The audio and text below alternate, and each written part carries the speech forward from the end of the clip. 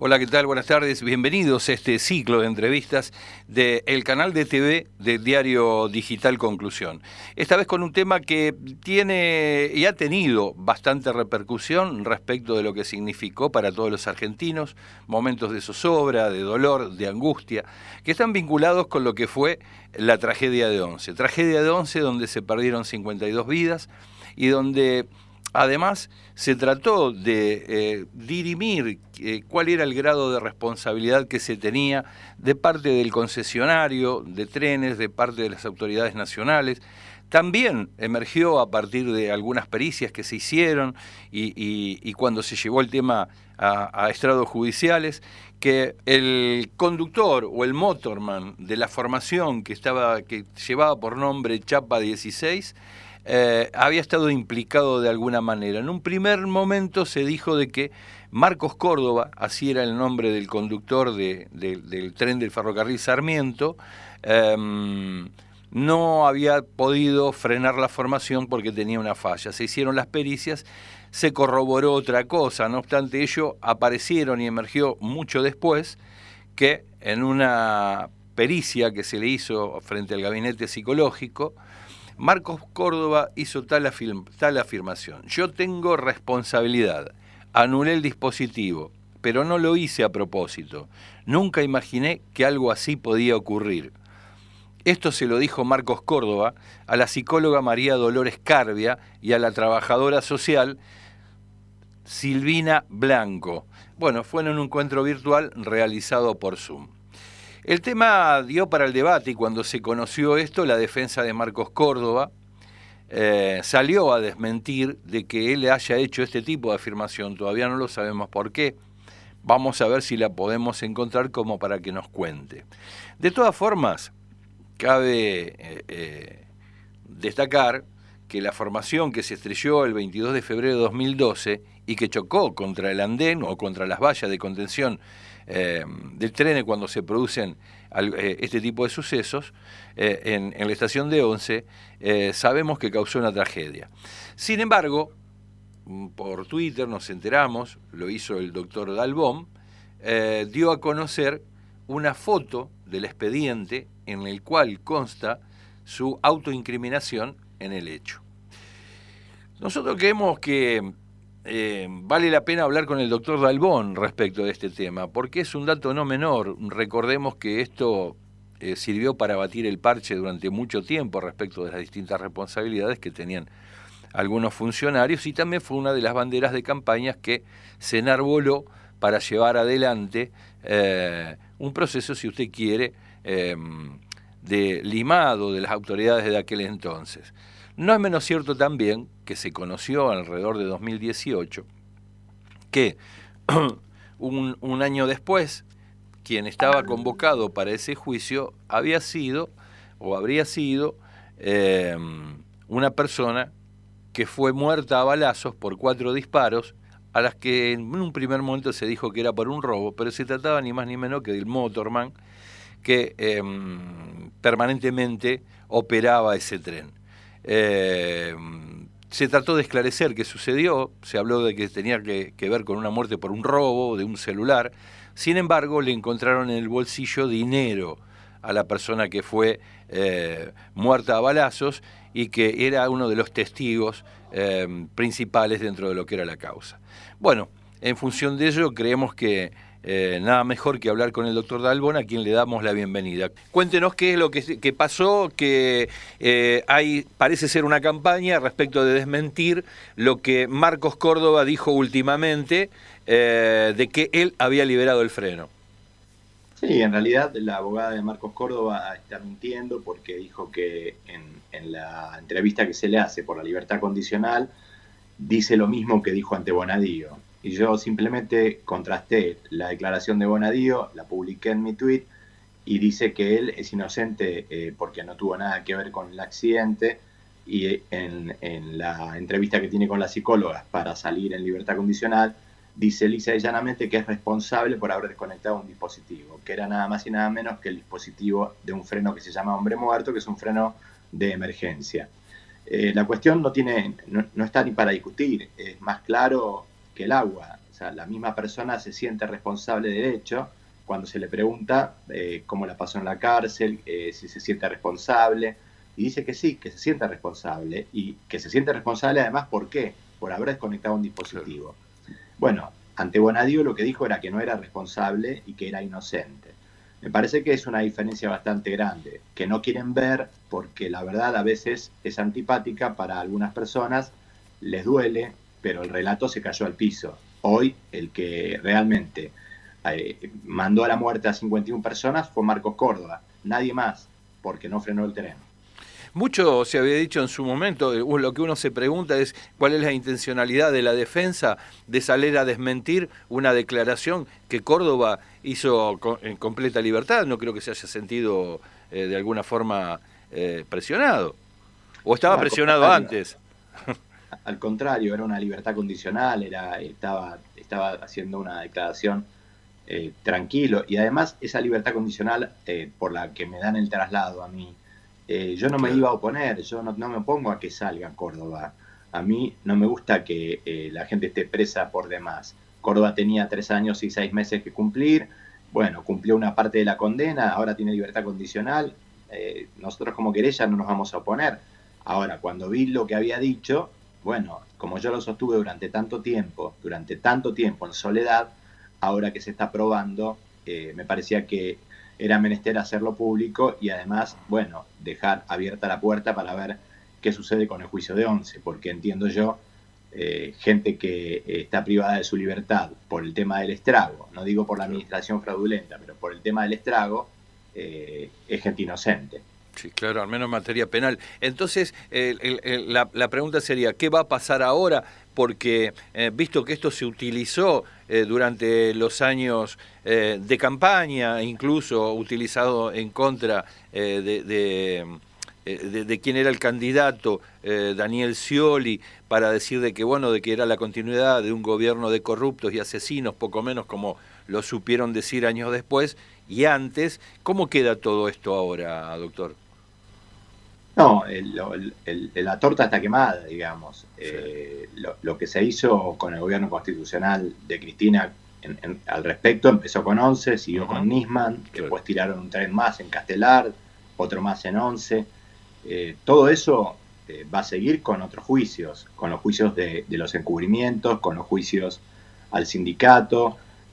No van a quedar impunes estos hechos. El macrismo se caracterizó por utilizar la tragedia y por utilizar a las víctimas de las tragedias, siempre. Entró a la ciudad con Cromañón, entró a la nación con 11, con Nisman. Evidentemente, parecería ser que las tragedias son lo que hacen elevar el nivel del PRO y de la gente de Cambiemos.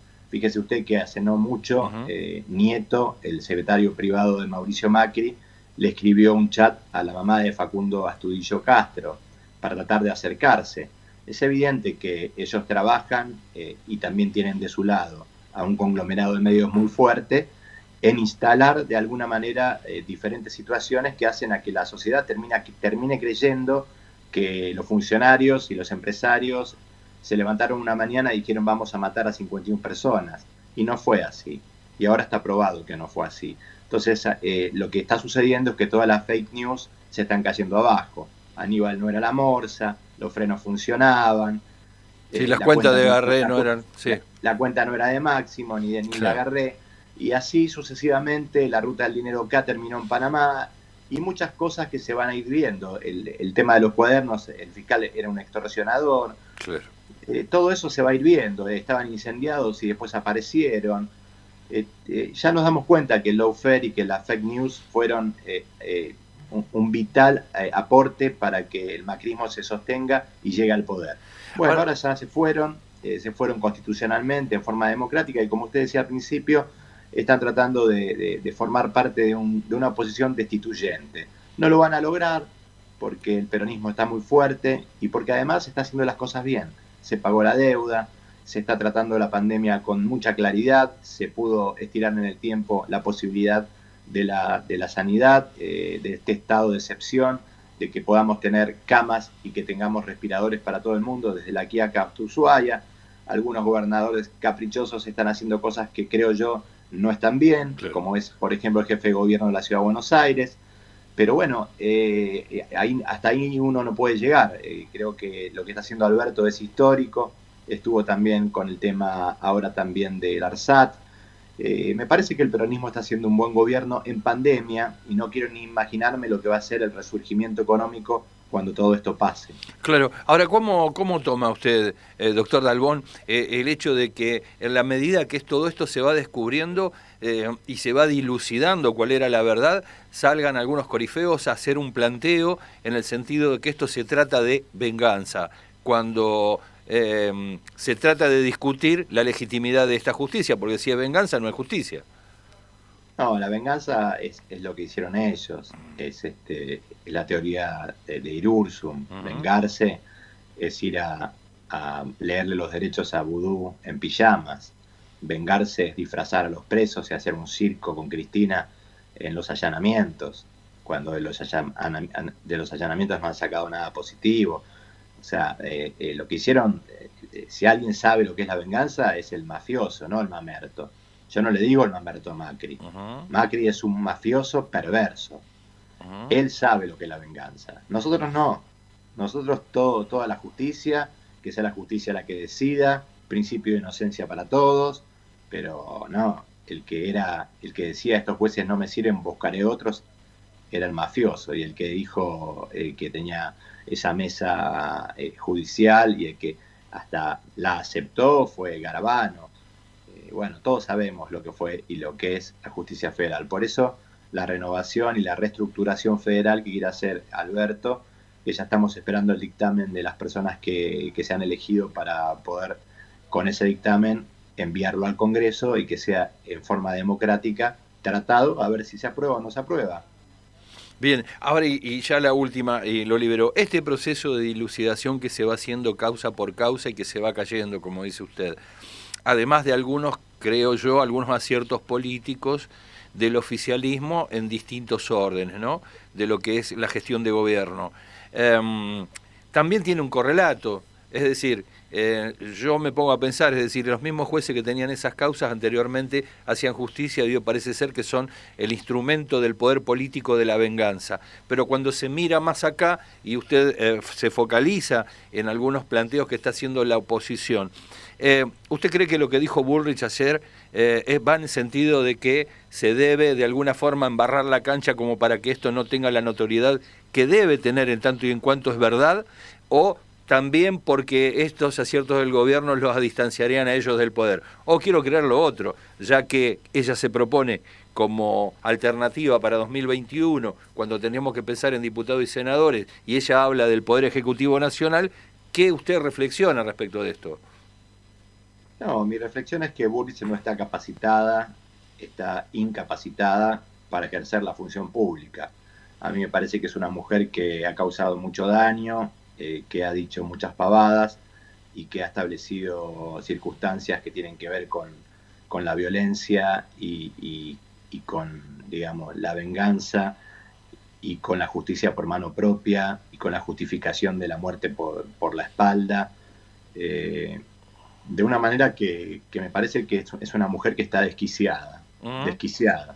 Y no me parece que sea, es impresentable. Creo que tanto Macri como Bullrich nos van a hacer un favor muy grande estando en la oposición. Ojalá tengan mucha fuerza para seguir en la oposición, porque son dos impresentables que han demostrado su carencia, su falta de competencia para ejercer el cargo público, uno de presidente y la otra de ministra de Seguridad. Han sido por demás desastrosos. Está a la vista cómo dejó el país el presidente y está a la vista cómo dejó a la seguridad la ministra.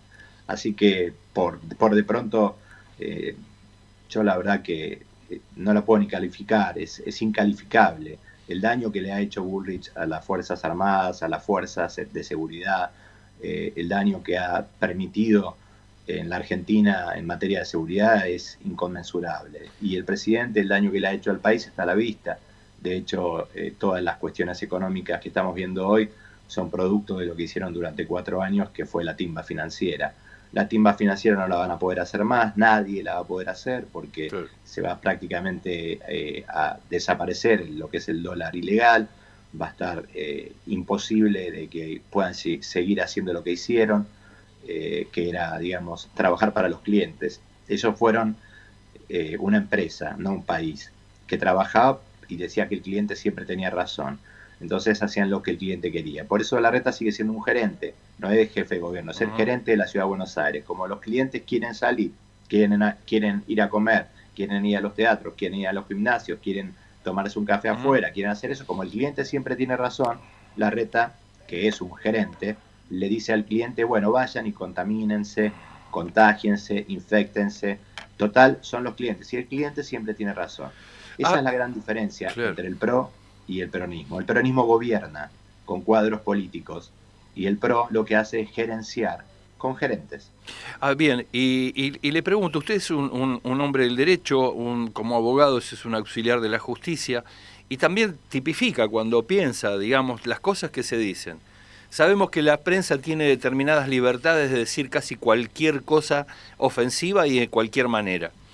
No así los particulares, y yo no veo, por ejemplo, a jueces o fiscales sonrojarse o al menos tomar una actitud activa respecto de algunas afirmaciones que hacen tanto el expresidente como Patricia Bullrich respecto de esclarecer, porque cada vez que hablan incurren en dos delitos que son la injuria y la calumnia, pero nadie se hace cargo de esas afirmaciones públicas que tanto daño hacen y que le hacen daño a la República justamente, a la que dicen defender. ¿Por qué usted cree que acá no pasa nada, que cualquiera puede decir cualquier cosa y con completa liviandad? Y en principio porque obviamente es un país que tiene libertad de expresión, es decir, cualquiera puede decir lo que quiere, acá no hay censura previa. Lo que después no puede es salir de las consecuencias de sus dichos. Evidentemente, en materia penal, la calumnia y la injuria ya ni se usa. Eso fue prácticamente una abolición que hizo Cristina Fernández de Kirchner, sobre todo al periodismo. Al periodismo, sí. Y en definitiva, lo que puede hacer uno es un daño y perjuicio. Pero si usted tiene que hacer un daño y perjuicio por cada estúpido que dice algo, una estupidez en televisión, en la radio o políticamente, no podría tener tiempo para gobernar. Entonces nosotros nos encargamos de lo más importante. Y lo demás, que hablen y que digan lo que quieran, son libres. Me causa gracia cuando van a las marchas por la libertad y están en la calle gritando que quieren libertad. Es una cosa de loco. Evidentemente, habría que hacerles una buena visita guiada a lo que es una prisión y para que sepan realmente lo que es no estar libres. Y ya la última lo libero. Toda profesión supone un compromiso social y cuando usted ve todo esto, desde el lugar que se para usted para tener una participación activa desde el punto de vista de la poli, o sea, desde la política, pero como ciudadano en términos sociales. ¿Cuál es la reflexión que le deja todo esto último que hemos visto, que en parte usted acaba de describir, y que de repente los ubicas a los argentinos a veces angustiados respecto de lo que es la pandemia, de no poder salir, de aquellos agoreros que se plantean de alguna manera de que en términos económicos estamos al borde del fracaso y del precipicio? Cuando usted lo analiza como ciudadano, ¿qué le surge? ¿Cuál es la primera idea que le surge? No, el precipicio y el fracaso lo dejamos atrás. Era el tren que se veía a la luz, eran las tormentas, era el segundo semestre, era el mejor equipo de los últimos 50 años, era el Messi de las finanzas, y así podríamos seguir hasta mañana. Lo dejamos atrás, eso lo dejamos atrás. Ahora estamos gobernando para la gente, sobre todo para los que menos tienen. Hoy hablaban de Netflix, y Netflix no vas a poder tener Netflix porque en realidad te lo van a descontar los $200. Acá hay 45 millones de argentinos que creo que 3 o 4 deben tener Netflix. Los otros 40 no tienen Netflix. El peronismo gobierna para esos 40 millones de personas que no tienen Netflix. Y si tendría que ser consejero de la oposición, ¿qué le diría? Que se preparen para hacer una oposición más constructiva y que esta no es la manera de hacer una oposición, porque haciendo daño lo único que van a lograr es que el peronismo se perpetre en el poder constantemente, reelección tras reelección, cambio de otro peronista por este peronista que es Alberto, y no va a haber un recambio de gobierno de los cuales la verdadera democracia es bueno que también la oposición vuelva a gobernar en la medida en que obviamente sea una oposición coherente. Macri nunca más va a volver, entiendo que no le interesa ni a él, pero siempre que haya recambios de gobierno, a mí como demócrata me gusta, en la medida en que el gobierno que va a recambiar al que se va sea un gobierno constitucional, demócrata, con ideas que pueden ser diferentes a las que uno tiene, pero que son ideas que están dentro de lo que es la democracia. Sí. Eso es lo que sucede en las democracias viejas, como la de Estados Unidos, que sin prejuicio de ser un país al que aborrezco por una cuestión de capitalismo, imperialismo, y por el impresentable presidente que tienen, sin perjuicio de ello, en la democracia son un ejemplo, porque van cambiando de conservadores a demócratas y así van sucediéndose, a veces con las reelecciones, a veces con cuestiones diferentes, pero siempre van cambiando y el país sigue marchando. Eso es lo que deberíamos lograr con una Argentina en democracia, que todavía no lo hemos podido lograr. Fíjese usted que muchas democracias han terminado con tiros en las calles, con hiperinflaciones, dejando el gobierno en forma anticipada, la renuncia del vicepresidente como el Chacho Álvarez, el desplome de la Rúa, los 6 presidentes seguidos. No fue fácil, hasta que Néstor y Cristina tomaron la manija de este país no fue fácil. Ahora, después de los 4 años de Macri, vuelve a no ser fácil, pero está Cristina.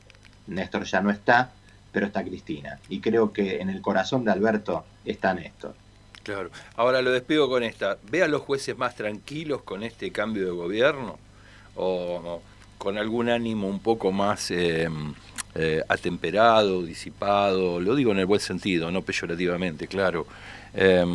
¿Cómo los nota la justicia? Ya que no está en la mesa. La justicia es el partido judicial que debe ser independiente, y yo veo siempre que el vaso medio lleno. Veo que hay más gente proba y honesta que delincuentes corruptos, como la gran mayoría que tienen sus paradas en Comodoro Pi. En Comodoro Pi hay 12 Audis. Ahora vamos a tener 46 Audis con la reestructuración de la reforma federal. 43 Audi, o 46 creo que son, 46, sí, no entran. Así que no va a haber más Audi. Está bien. ¿Y qué va a pasar con Stornelli? Le pregunto, no sé si... No, y yo imagino vaticinio. Yo imagino que es una cuestión contra natura. O sea, es un fiscal que extorsionaba. Es contra natura que Stornelli esté dentro de la justicia.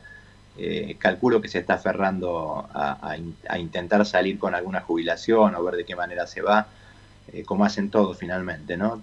A mí me parece que debería irse echado, destituido, y debe ser juzgado por lo que hizo y debe ser condenado, porque realmente está comprobado, no solamente que se acababan las sortijas, sino que alababa a un delincuente como Fariña, diciendo que era un crack, pero ahora del lado de los buenos. O sea, un impresentable. Ese fue un impresentable que Mauricio Macri lo llevó a Boca, que Mauricio Macri obviamente lo tuvo ahí como brazo ejecutor, sí, de muchas de las maniobras de lawfare que obviamente perjudicaron y que intentaron proscribir a Cristina Fernández de Kirchner, algo que no pudieron hacer solo en 2 lugares del mundo, que fue en México y en la Argentina. Después lo lograron en todos lados. Perfecto. Muchas gracias por su tiempo, doctor Dalbón. Desde ya lo libero, le robé más de los 10 minutos.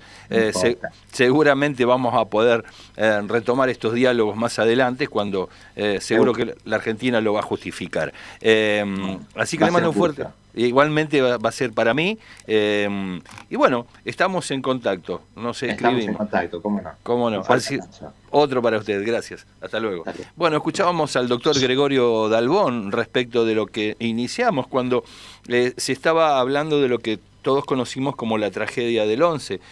Bien nos explicó respecto de qué era lo que estaba sucediendo. Se conoció un video de la defensa de Marcos Córdoba. Vamos a recordar lo que es el conductor de la máquina del ferrocarril Sarmiento, que el 22 de agosto de 2012 chocó contra una de las defensas del andén en la estación de Once, y que todos pudimos ver que además causó una tragedia, murieron 52 personas, pero se resulta que en algún primer momento en sus declaraciones había dicho que él no era el responsable de lo que sucedió. No obstante, a pesar de lo que su defensa dio a conocer públicamente a través de ese video, nos encontramos con que se desdijo. Y se desdijo diciendo de que él reconocía de que había sido responsable de liberar el hombre muerto. Y dijo además de que eso era parte también de lo que cuando a ellos lo capacitaban, esto servía para poder liberar la mano. Lo cierto es que el tren chocó y bueno, y todos conocimos lo que conocimos. No sin antes decir que por aquel tiempo, y ya hablando en 2018, también hubo una intervención de un colega como lo es el Turco Asís, quien dijo en un programa de Fantino de que se trataba de un sustito y que esto había que seguir investigándolo. Es decir, a alguien se le fue la mano, se equivocó y el sustito se convirtió en una tragedia. Sustito que por otra parte vamos a empezar a entender de que si en el 2012, a un año, uno de los testigos, que era Leandro Córdoba, maquinista que debería haber conducido el Chapa 16, que fue el que se estrelló en la defensa del andén, lo raro es que fue encontrado, lo mataron de 4 balazos al motorman que debería haber estado en el lugar de Córdoba. Así que estas serán las cosas que habrá que investigar. Gregorio Dalbón acaba de prometer de que van a tratar de profundizar las investigaciones en este sentido y bueno, da para esperar y seguramente en esta situación de la espera también nos vamos a ir enterando muchas otras cosas respecto de este tema y de otros que en materia judicial, decía Dalbón, habían sido utilizados como temas de campaña para poder erigirse más en críticos que en propuesta, porque si después analizamos las propuestas, bueno, ya sabemos lo que pasó durante los 4 años del expresidente Mauricio Macri y qué fue lo que realmente cumplió. Así que desde acá, tanto Sebastián Moreno como Aldo Batizaco te dicen de que nos vamos a encontrar en el próximo capítulo en el canal de TV del Diario Digital Conclusión. Chau, hasta luego.